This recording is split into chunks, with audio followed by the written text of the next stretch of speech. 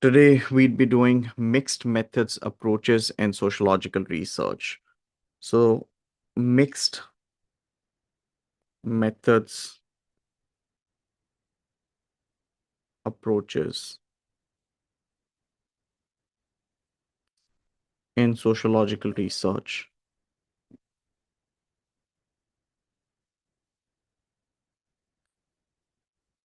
Now, before we even get started, what do we mean when we use the word mixed method approaches? As you all would be aware, when we talk about positivism, positivists are very strong advocates of the usage of quantitative research methods. On the other hand, if we speak about interpretivists very firmly advocate the idea of using qualitative research methods. So we talking about two extremes over here. On one extreme, we have a school of thought that believes that positivist research methods are the best to be used. And on the other hand, we have the interpretivist methodology that claims that qualitative research methods are a better option. Now, keeping in mind that what is a mixed methods approach, let's figure out what a mixed methods approach is. A mixed methods, a mixed methods approach uses more than one research method.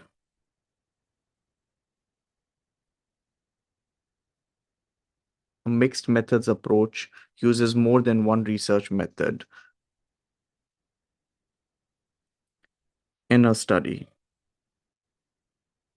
To elaborate it, we could say it combines methods like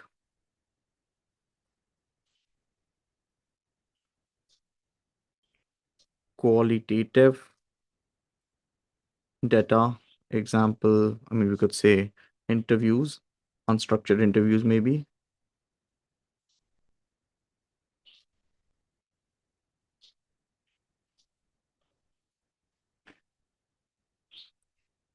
or observations, unstructured observations again, and quantitative data such as questionnaires, maybe close-ended questionnaires,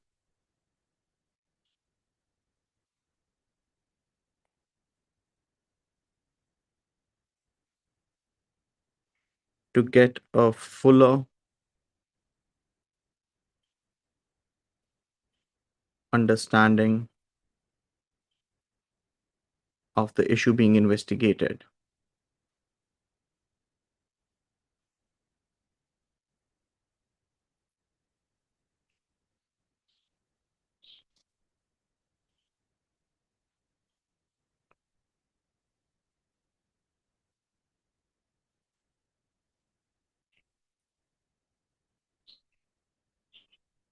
This is also called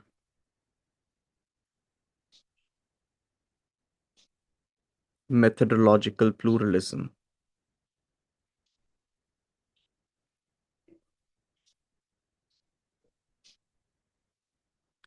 Now, we are talking about mixed methods approach in a sociological research.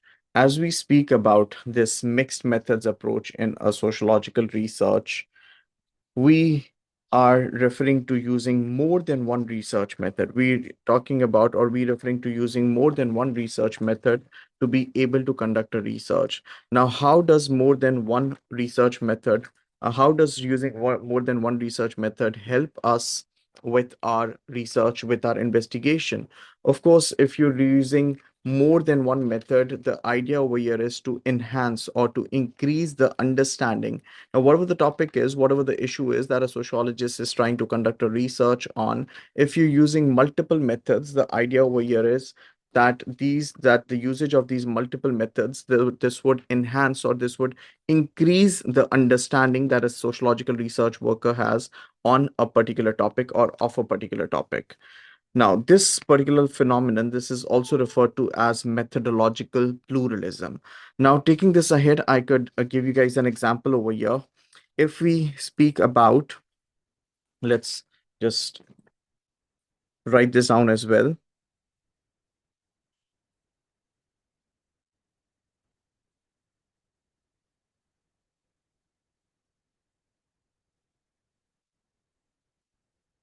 Ayodele, this is a Nigerian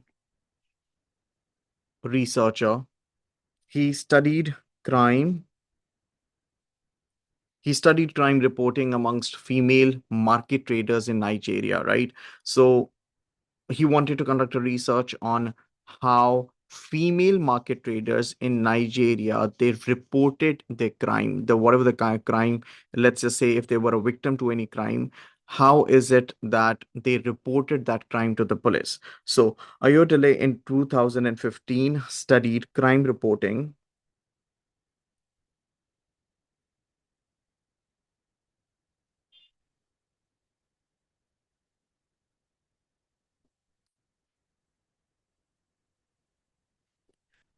studied crime reporting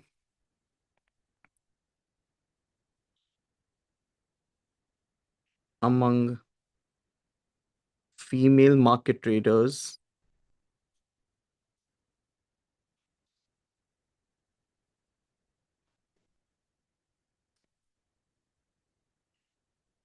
in Nigeria. He used questionnaires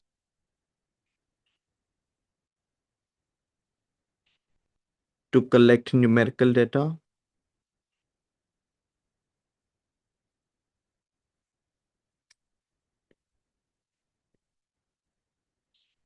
and focus group discussions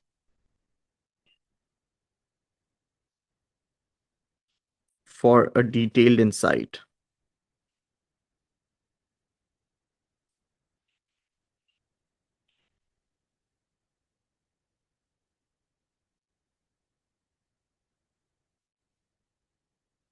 So, see, we're talking about combining methods that are quantitative and qualitative.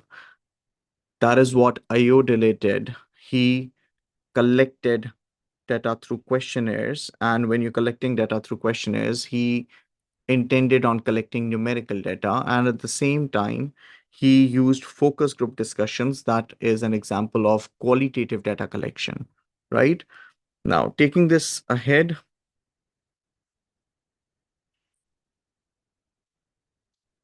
Ayodele found that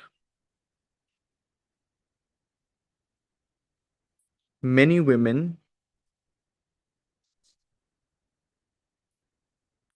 did not report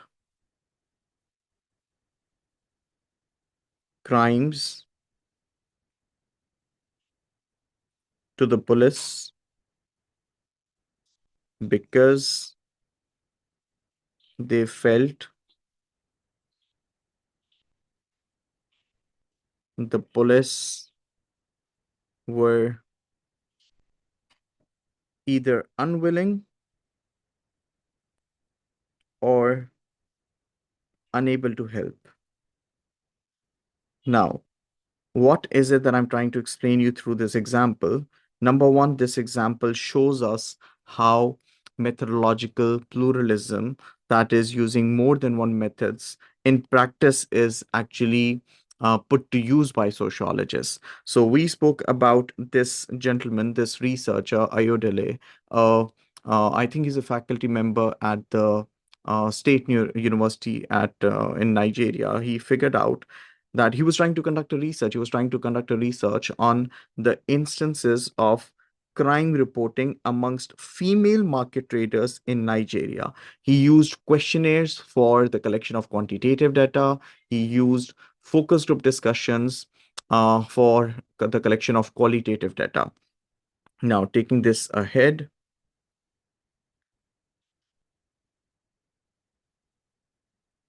if we move on, let's talk about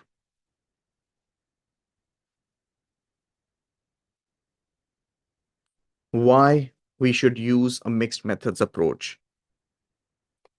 Or in other words, we're talking about the benefits of a mixed methods approach or the advantages.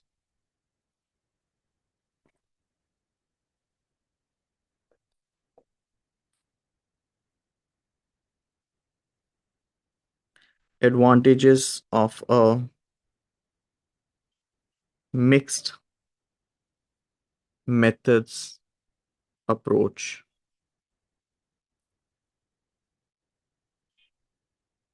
Number one, if you're talking about why we should be using a mixed methods approach, number one, the first advantage over here could be you can actually combine or integrate the strengths of both quantitative and qualitative data so that the overall findings of your research, they are more accurate. This would eventually enhance the validity of the research. So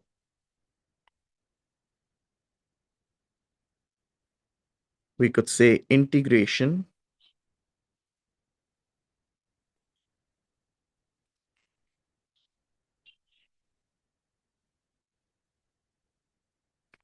of strengths.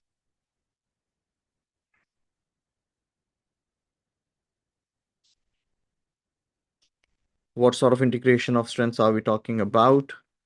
Number one, quantitative data would provide more reliable findings. The findings could be more generalizable. You could come across data because quantitative, when you're collecting quantitative data, there's a possibility you end up gathering a lot of data, and this lot of data would be more generalizable to the wider population. And on the other hand, the usage of qualitative data, quantitative and qualitative data. I think I just add on details to this as well. So this would make the data more reliable. This would make it more generalizable, etc.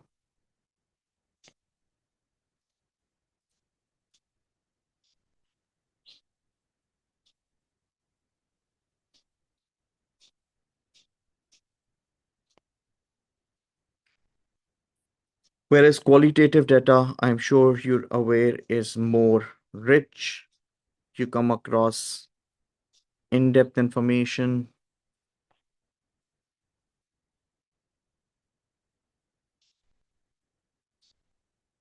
or in-depth insight into the subject matter.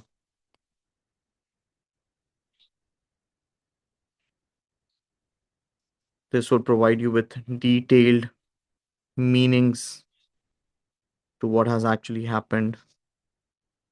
Like in Ayodhya's case, the reason why these female traders, they did not report the crimes.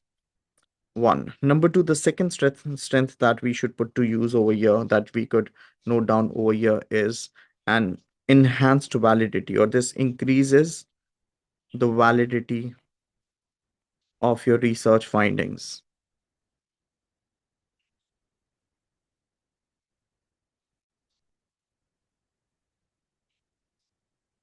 If you could say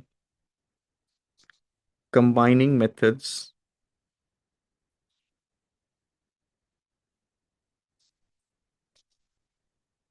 increases the confidence a researcher has in the findings.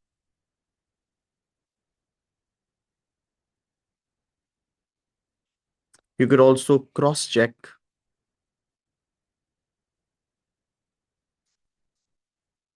Cross-checking, which is also referred to as triangulation. I'd explain this to you in a bit.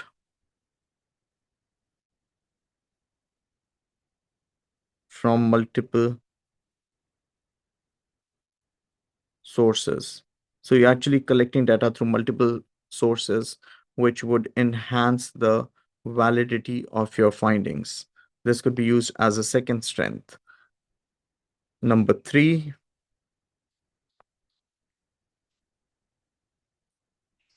we could say broader data collection.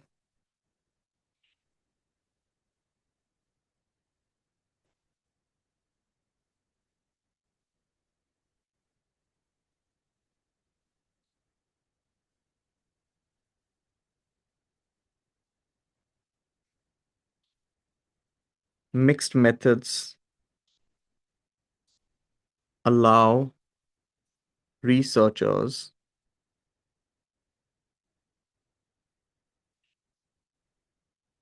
to explore diverse aspects of a particular phenomenon.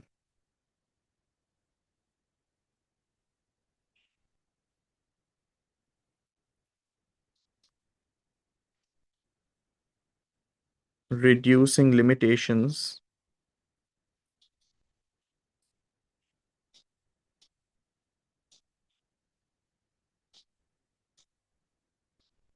of a single method.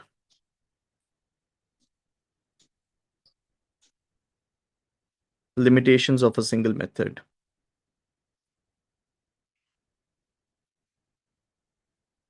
So you have more of data. So even if there's a weakness of any one particular data collection method, you can simply uh, compensate for that. The fourth advantage,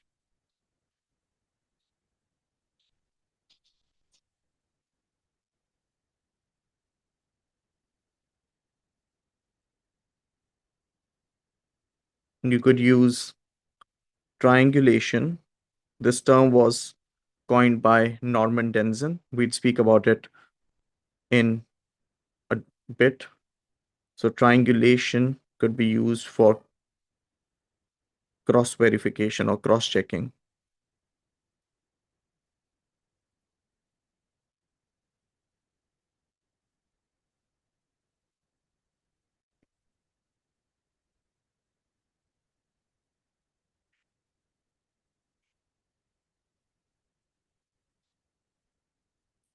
We could say this is a process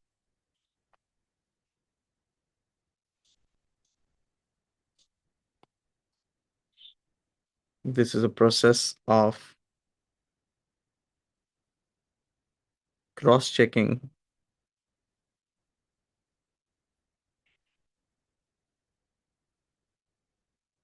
checking findings using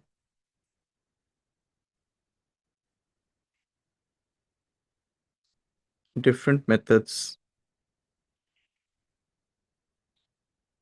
or sources to ensure accuracy or validity of a research. Now, these were a couple of advantages that I could think of when it comes to using a mixed methods approach. Now, I'd like to add on a bit to triangulation. Like I said, let's talk about what is triangulation.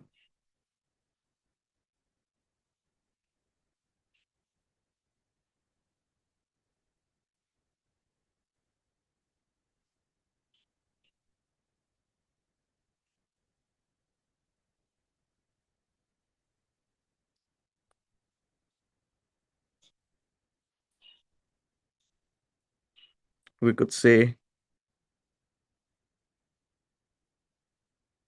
triangulation refers to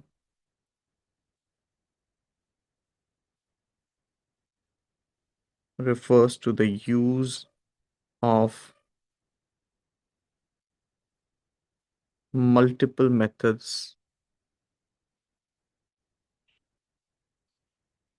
researchers, or data sources to cross check. The keyword over here is cross checking.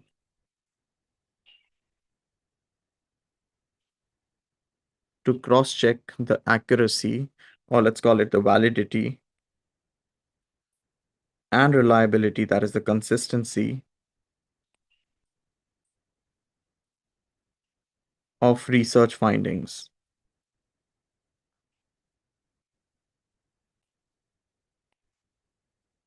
Now, what does the word triangulation mean over here? When I use the word triangulation, like I said, this term was coined by Norman Denzin. We could just write that down over here. Denzin, Norman Denzin, Denzin. So this word triangulation, this refers to the use of multiple methods, using multiple methods by you, either you use multiple methods or you use multiple researchers or you use multiple sources of data. Now, what is the purpose? The purpose over here is to cross-check. To cross-check what? To cross-check the validity and reliability of the research findings. You might as well just write this, learn this over here. Now, let me just tell you this particular topic that we are doing right now. This is amazing. This is amazing in the sense that you could use triangulation. You could use triangulation. You could use what do you call it? The idea of methodological pluralism when you are writing conclusions to your answers in research methods as well. Now, for instance, I'm sure you're all aware the fifth question that you get in your paper is a 26-mark evaluative essay question. If you plan on attempting that question, remember triangulation could help you write amazing conclusions. For instance, if there's a question where if you talk about a simple question over here, if there's a question that is asking you to evaluate the usage of quantitative research methods, or for the matter of fact, qualitative research methods, you could always say, I mean, you write down the strengths, limitations, you write down in support of a particular claim, you write down against a particular claim, and eventually you could conclude saying that methodological pluralism could be put to use or triangulation could be put to use as well. Now, that being there, I recall a couple of years ago, there was a 26 mark, there was a 25 mark. Back then, we had 25 mark evaluative essay questions. There was a 25 mark evaluative essay question on methodological pluralism as well.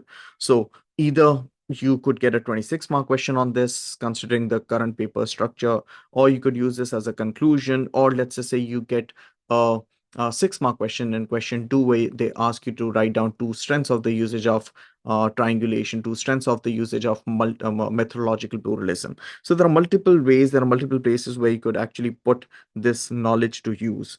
Now, taking this ahead, let's talk about the types of triangulation.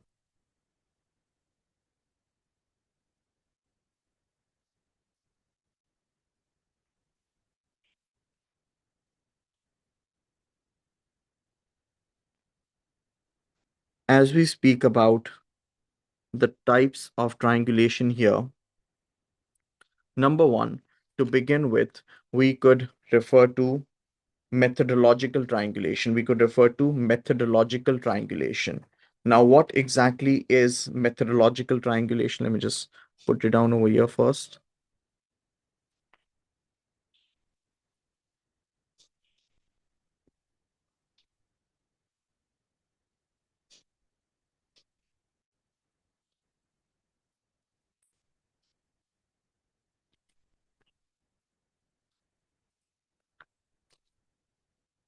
Now, what is methodological triangulation? Methodological triangulation is when you are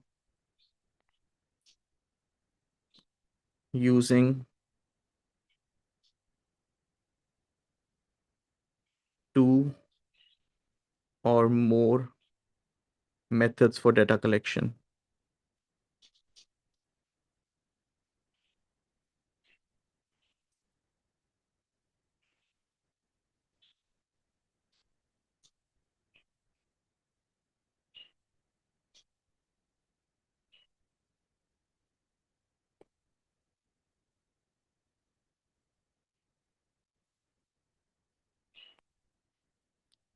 If I may give you guys an example here, using questionnaires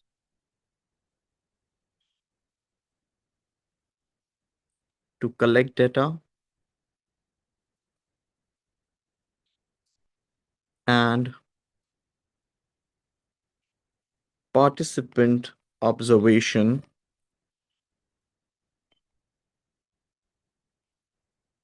to confirm if people's actions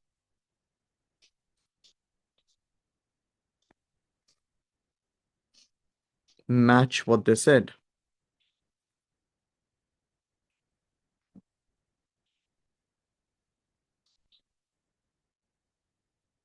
So we refer to that as methodological triangulation.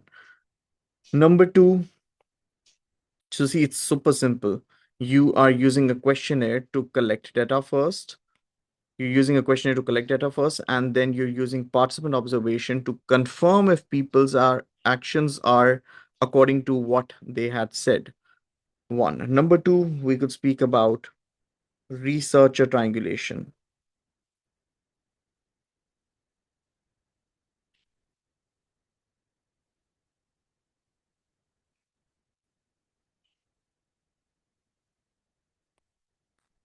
Now, what exactly is researcher triangulation? This involves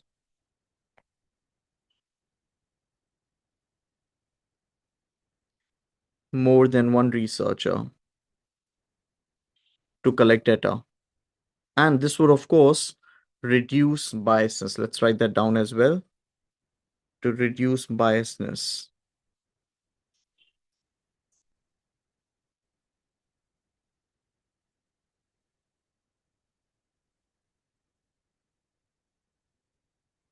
Researchers from, let's just say, different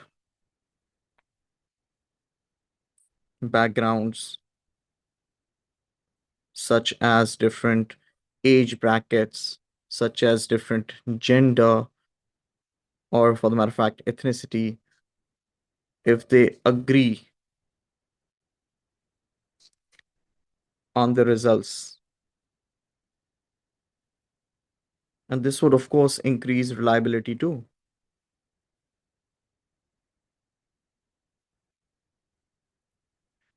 Now, what you're doing over here is when you talk about researcher triangulation, you're making more than one researcher use the same methods, or could even be different methods than one researcher to reduce.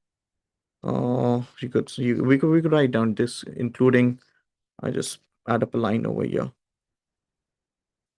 Involves more than one researcher using the same methods or even different methods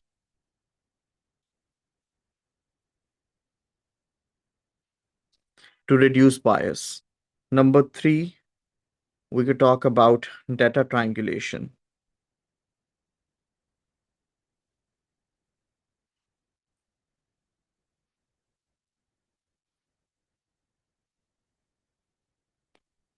Now, what is data triangulation over here?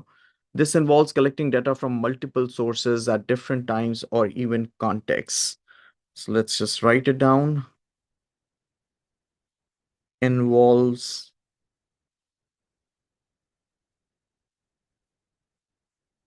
collecting data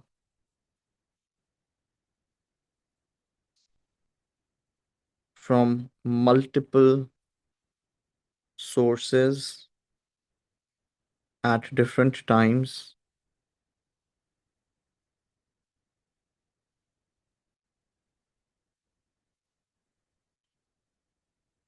or contexts.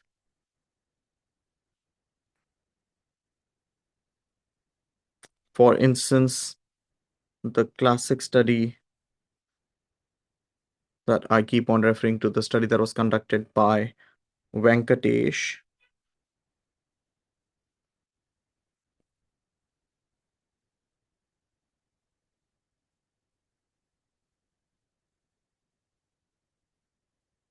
He gathered data.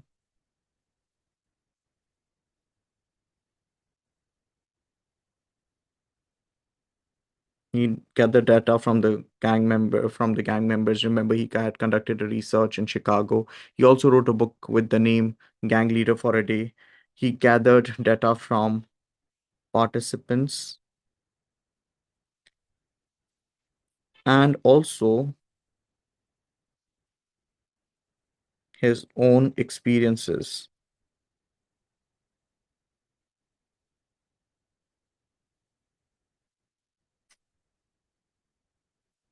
in studying drug dealing communities.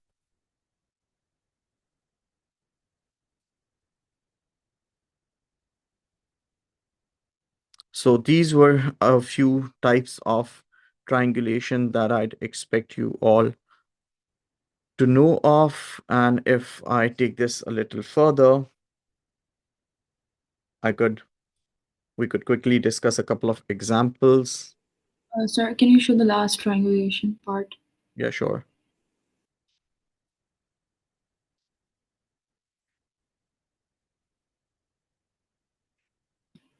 Okay, sir, thank you. All right, now moving on. Examples, we could speak about a few examples of triangulation that we use.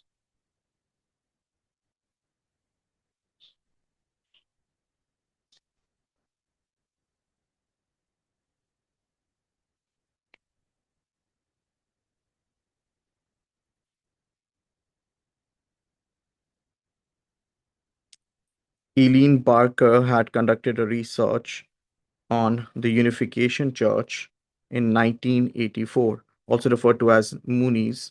This is a research that you all would study when you uh, study religion in A2s.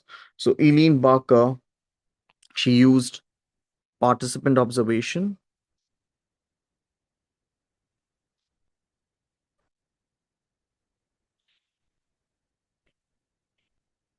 she used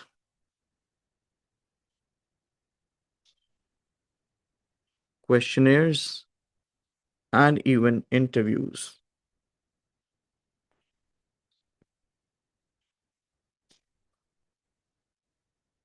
to study the Unification Church. You'll find this really interesting if you Google this or YouTube this. They are also referred to as Moonies. I just put this over here. One, another reference that could possibly be put to use the study that was conducted by Hay in the year 1997. Hay studied girls' friendship groups.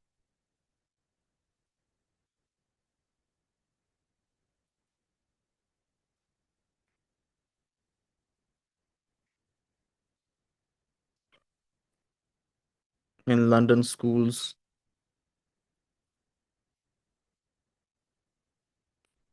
using observations,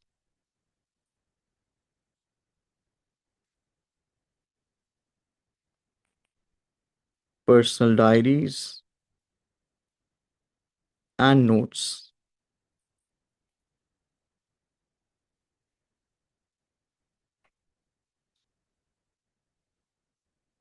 passed between the girls.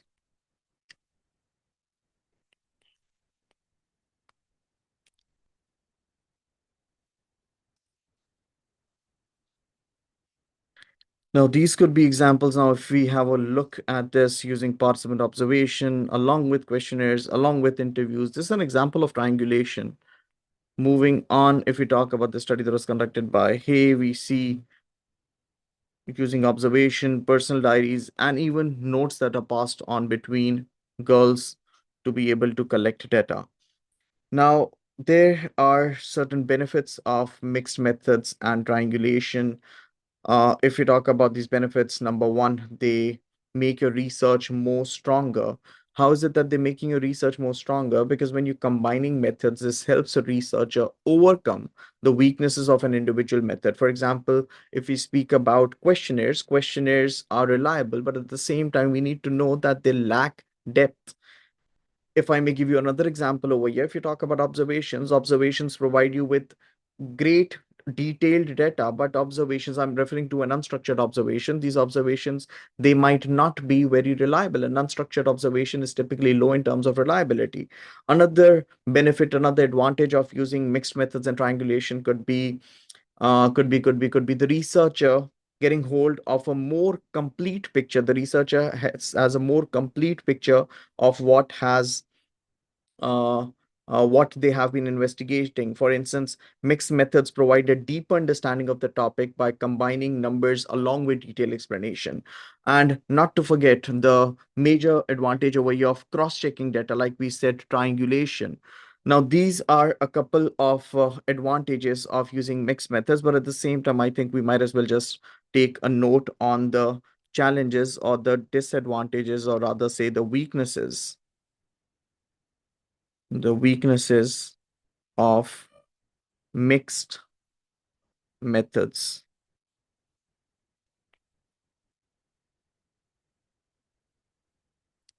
As we speak about the weaknesses of using mixed methods, remember, if you're using multiple resources, what about time? What about the resources? You need to have more time, you need to have more of resources to be able to do this. Mixed methods, of course, take more time, take a lot of more effort to plan, to collect, and to analyze data. And at the same time, if I speak about resources over here, there would be, I mean, I could just put this uh more time to, let's just say, I'll just make it a little simpler. So it would be, you need more of time to be planning, you need more of time for data collection, you need more of time for data analysis. Likewise, if I speak about resources, you need to have maybe larger teams that would be collecting data for you. You need to have more of funding. So these points might act as a weakness to the usage of multiple methods.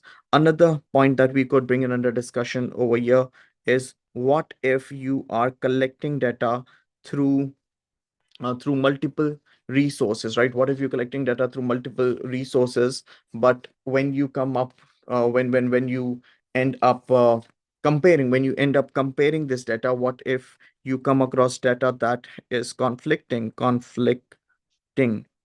So what if you end up collecting conflicting data? Sometimes different methods give conflicting results, which of course makes it hard to know which is correct, right? I mean, you never know, never know which data is correct. That means more of trouble, more of efforts to be able to put in. Likewise, the analysis might end up becoming very complex.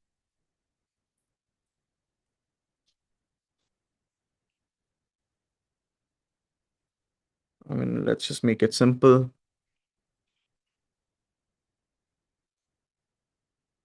Comparing qualitative and quantitative data can be difficult because they provide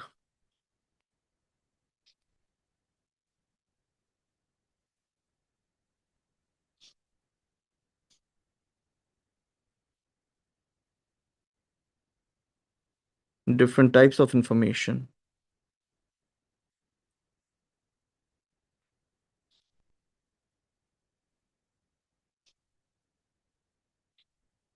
Now, these are a few weaknesses of using the mixed methods approach as well. So if we talk about arguments for and against mixed methods research, we could say they improve our overall reliability, they improve our validity, they provide us with a fuller and a more detailed picture of the research phenomena that we're trying to look into. We could also say that it enables research to cross-check findings and reduce biasness. And at the same time, if we speak about the weaknesses that mixed methods approach, they require significant amount of time, effort, financial resources. If the data ends up contradicting each other, these contradictions in findings, they can lead to a lot of ambiguity, a lot of confusion, and maybe double of efforts having to be put into the research. Double of efforts means double of resources as well. And like I said, the analysis of diverse data types is complex and may require specialized skills. You might require specialists to be there available with you for you to help you analyze that data. Quantitative data collects a different form of data, qualitative data collects a different form of data, so that could result in a lot of confusion and ambiguity as well.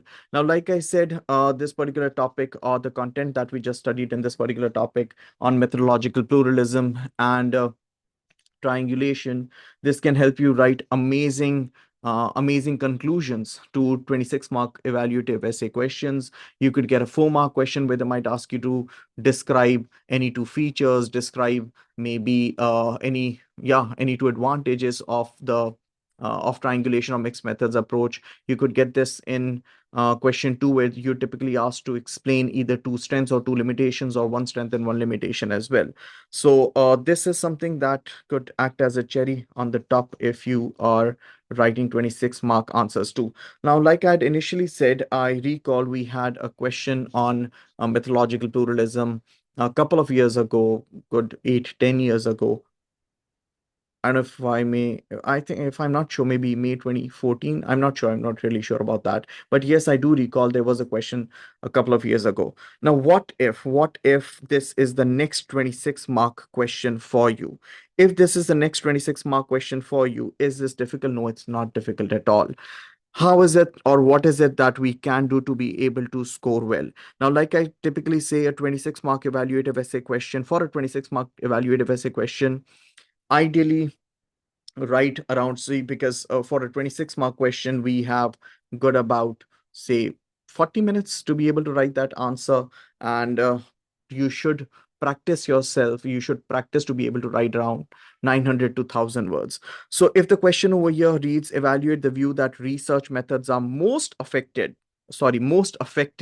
when combined together. So if you have a question that says, evaluate the view that research methods are most effective when combined together, like I typically put it, let's divide this answer into a couple of paragraphs. Let this be the introduction here, right? This would be the first paragraph in support paragraph number 1. This would be another paragraph in support paragraph number 2, if I may put it. Let's just say this is in support as well, paragraph number 3. And this could be another paragraph, support paragraph number 4. And then you could write paragraphs against it as well. Let's just say against paragraph number 1, the against side of the argument, or the antithesis, paragraph number 2, the against side of the argument, paragraph number 3, and the against side of the argument, paragraph number 4, followed by conclusion. So I've just put this into 10 paragraphs over here. The first being the introduction, the last being the conclusion, 4 paragraphs in support, 4 against. And this essay is of about 1000 words, right? Now, let's quickly read through this so that we have a thorough understanding on this particular topic that we just discussed. So evaluate the view that research methods are most effective when combined together. An introduction to this: sociologists use research methods to investigate and understand social behavior. But there is debate about whether combining method is the most effective approach. Methodological pluralism is the use of mixed methods. This allows researchers to balance the weaknesses of one method with the strengths of another, potentially providing a fuller picture of the particular social phenomenon. However, methodological purism, right, or methodological purists, now they two opposite words, contradicting words. On one end, methodological pluralism; on the other hand, methodological purism, right? When you're purely wanting to use a particular research method. Now, for instance, Positivists purely advocate the usage of quantitative research methods. So we refer to that approach as a methodologically purist approach. Now, however, methodological purists argue that sticking to one method ensures focus, consistency, and scientific integrity. Positivists who favor quantitative methods and interpretivists who prefer qualitative methods often reject combining approaches as they see each method as suited to different purposes. Now, taking this ahead, let's write down a couple of paragraphs in support of this initial claim that research methods are most effective when combined together. So combining methods in particularly is particularly effective because it improves reliability and validity of the research findings through triangulation. Triangulation involves using more than one method to cross-check data and ensure accuracy, like we just discussed. Now, see, how do we typically put a paragraph? You initially introduce your point, then you develop your point, and then you provide a sociological reference or a sociological or any sort of sociological material, be it a theory, be it an example, be it any concept, be it any sociological definition. So you first make your point, then you develop your point, then you provide sociological content in support of it or sociological material in support of that particular point. Now, what I've highlighted over here is the point that I'm making. So combining methods is particularly effective because it improves the reliability and validity of research findings through triangulation. Triangulation involves using more than one method to cross-check data and ensure accuracy. For example, now you're exemplifying, you're supporting your point, right? Eileen Barker in 1984 studied the Unification Church by employing participant observation, questionnaires, and structured interviews. This approach allowed her to compare findings from different methods, ensuring consistency and reducing the risk of bias. By doing so, she produced results that were more reliable and valid. This highlights how methodological pluralism provides a more balanced understanding of social phenomena. Now, I'm talking about higher end answers, right? If you are someone who's looking forward towards scoring, let's just say 22 plus out of 26, I mean, this is not everyone does that, and it is okay if you cannot do this or you find this a little challenging too, but with practice, trust me, everything is possible. So when you've written your paragraph, towards the end of the paragraph, show the examiner that you as a sociology student are aware that whatever you have written has its counter argument too. So however, critiques argue that triangulation can sometimes lead to conflicting results, which may complicate the interpretation of findings. As simple as this. You think you can add this? Very good. If you think you cannot add this, it is still okay. You can still manage to get an A grade. So moving on, the next paragraph in support, building on the benefits of triangulation. Now see, adding up lines like this makes the reader feel more connected. Now what I see students doing is they write one paragraph and then they write, and all of all of the paragraphs they write, they aren't really connected with each other. I'm not saying this is a must do, but of course if you're doing it, it it's more, it's more appealing to the reader. So you're keeping the reader connected here. Building on the benefits of triangulation, combining methods allow researchers to gather both broad and detailed data, making the studies more comprehensive. Quantitative methods such as surveys offer generalizable findings, while qualitative methods such as interviews provide in-depth insights into participants' experiences. Ayodele, 2015, the Nigerian sociologist that I'd mentioned, demonstrated this in his study of crime reporting amongst Nigerian female traders. By using questionnaires to identify patterns and focus groups to explore personal experiences, he was able to capture both the scale and the reason behind crime underreporting. This balance ensured his findings were rich and meaningful. However, this approach requires significant resources, which smaller research projects might find difficult to manage. So this could be our second paragraph in support of the idea of using mixed methods. Moving on to the third paragraph in support here. Further to this is that connecting part, okay? Mixed methods can effectively address the weakness of individual methods, creating a more robust research process.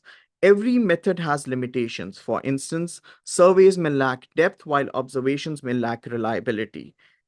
Hay in 1997 tackled this issue in a study of girls' friendship in London schools by combining participant observation with personal documents like diaries and classroom notes. This combination enabled her to balance the reliability of one method with the depth of another, producing findings that were both accurate and insightful. Yet, this part, critiques may argue that integrating multiple methods complicate the research process, making it harder to achieve clarity in analysis. A single line, I'm saying this over and over again, you find this difficult, do not do it. Don't complicate things for yourself, right? You can still get an A grade. But if you end up doing this, yes, that would end up making it a higher answer. And of course, this is not the only independent factor. There are multiple other factors that are to be taken into account as well. Now, taking this a little further, moving on to the next point in support of this argument that multiple methods should be used. Moreover, using multiple methods can help refine research tools, making them more relevant and tailored to participants' realities. Qualitative methods such as interviews can provide insights that inform the design of quantitative tools like surveys. Venkatesh's study of gang life exemplifies this. His close involvement with participants allowed him to design survey questions that accurately reflected their experiences.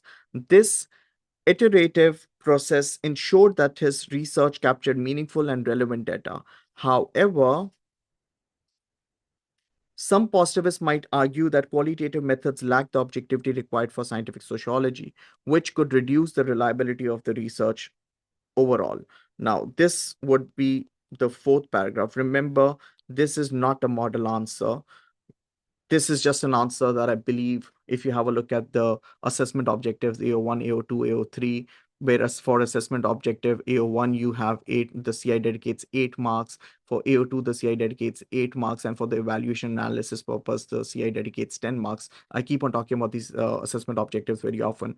If I have a look at the marking criteria, I think this would be an answer that would uh, end up getting marks that are in the top band, in the top level. So, the counter argument now. Despite these advantages, positivists argue that research is most effective when focused solely on quantitative methods, as this ensures objectivity and reliability. Positivists believe that sociology should adopt the methods of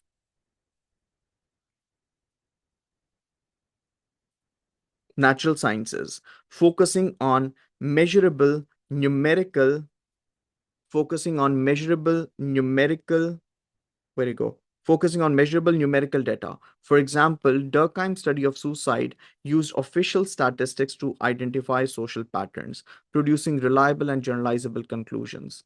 Positivists argue that combining methods introduce subjectivity, particularly through qualitative methods, which may dilute the scientific rigor of research. However, critiques of positivism highlight that relying only on quantitative methods fails to capture the deeper meaning behind social behaviors, limiting the scope of the finding. Another point against this could be similarly, interpretativists oppose combining methods, arguing that qualitative methods alone are sufficient to understand human behavior. Interpretativists focus on exploring individual subjective meanings and motives through qualitative methods like interviews and observations. Weber's use of Verstehen in a study of Protestant ethic shows how a qualitative approach can provide rich, meaningful insights into human actions. Now, this study that we're talking about over here by Weber is again a part of the syllabus that you study in A2s. So, from this perspective, adding quantitative methods could undermine the depth of understanding achieved through qualitative research. However, critiques argue that interpretivist methods often lack the reliability and generalizability needed to make broader sociological conclusions, which mixed methods can help address. Moving on, another challenge to combining methods is that it can lead to inconsistencies in findings, complicating analysis and reducing clarity. When different methods produce conflicting results, it can be difficult for researchers to determine which findings are accurate. For instance, if a survey suggests low crime rates but participant observation reveals frequent illegal activity, the researcher may struggle to reconcile these results. Positivists and interpretivists argue that sticking to one method avoids such contradictions, ensuring consistency in the data. However, proponents of mixed methods might counter that such contradictions reveal important complexities that single methods that single methods might overlook, making them worth exploring further. Another counter argument now, another antithesis. Finally, for the connecting part, mixed methods are resource intensive, making them less practical for many research projects. Using multiple methods often requires additional time, funding, and personnel. For example, Eileen Barker's 1984 use of three different methods in a study of the Unification Church required extensive planning, data collection, and analysis. Smaller scale projects or researchers with limited resources may struggle to adopt such an approach. Purists argue, methodological purism, okay? They argue that focusing on a single method reduces cost and simplifies the research process. However, supporters of mixed methods claim that the extra effort is justified as it produces more reliable and comprehensive findings. Now, do you see every paragraph over here shows an analysis? Every paragraph over here, be it in support or against, had its own counter argument to it, has its own evaluation. Remember, for AO3, there are 10 marks that the CI dedicates. I don't see that. I don't say that. Go Google it. You come across it if you open any given marking scheme. Let's conclude this and then wrap up this lesson here. In conclusion, combining methods has significant advantages, such as improving reliability and validity, capturing both broad patterns and detailed insights, and addressing the weaknesses of individual methods. These benefits make methodological pluralism an effective approach for sociological research. However, the arguments for methodological purism, rooted in positivism and interpretivism, emphasize the importance of focus, consistency, and practicality. While mixed methods often provide a fuller understanding of social phenomena, their effectiveness depends on the research goals, theoretical perspective, and available resources. In many cases, methodological pluralism offers greater depth and reliability, but purism remains valuable in studies requiring precision and simplicity. Now, this was an answer, a suggestive answer, not, I wouldn't really want to refer to this as what do you call it, as a model answer. I believe students could write a lot better than this as well. Nonetheless, I firmly believe this is an answer that could help a student score in the higher band somewhere. So, this was I'd like to bring this lesson to an end over here. The lesson that we've covered today is in this lesson today, we've covered this topic: mixed methods approaches in sociological research.